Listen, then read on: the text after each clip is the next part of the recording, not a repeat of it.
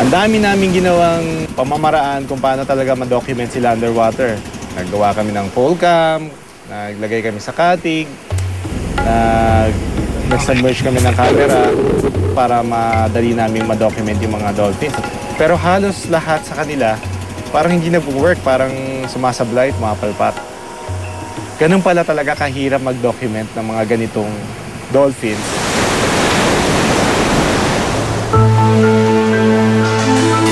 Pero ngayong araw, pinagbigyan kami ng mga spinners.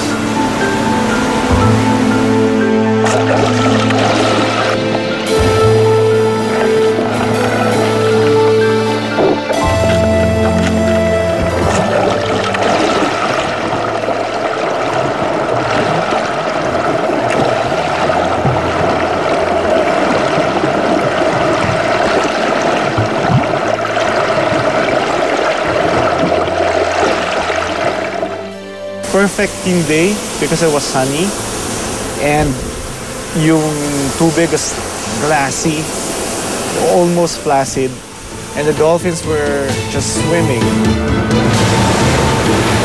Buburay! Buburay! Buburay! Buburay!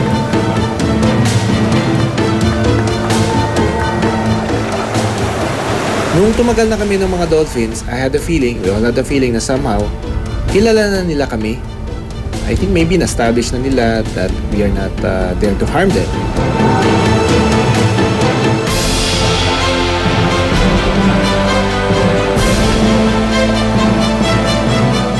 Hindi sila nagtatatalon, hindi sila na ang bilis-bilis lumangoy.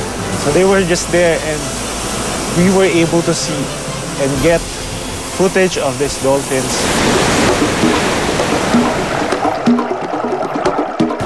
Siguro mga mga 800. Ganun kadami. Isang hilera mula doon. Medyo 11 o'clock ka ng po. Hindi, huwag na, diretso lang. Ayan, nasa unahan mo lang. Unahan namin. Diretso lang. Wow! This is perfect. They're here. Andito lang, oh. They like rubbing their bodies to each other as a form of communication. Maybe for us, it's a kiss. Or yung beso-beso siguro. For them, they do that for socialization. Itong mga videos na to, nakuhanan natin talaga in their natural habitat.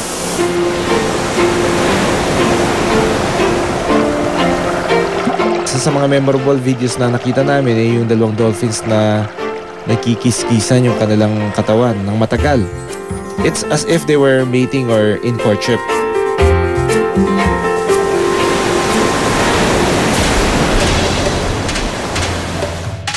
Halfway nung expedition, na-meet namin siyang Italian veterinarian na nag-specialize sa pag-aaral ng mga cetaceans, marine mammals.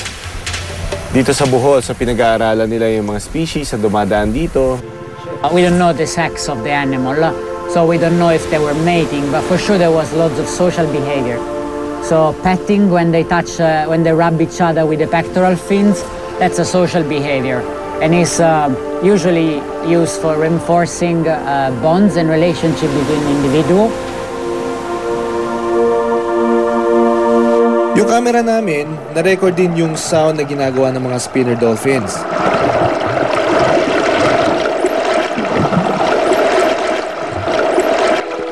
So they have a language, they're very developed, they're highly intelligent animal, and they have a language of different sounds, and they communicate with each other.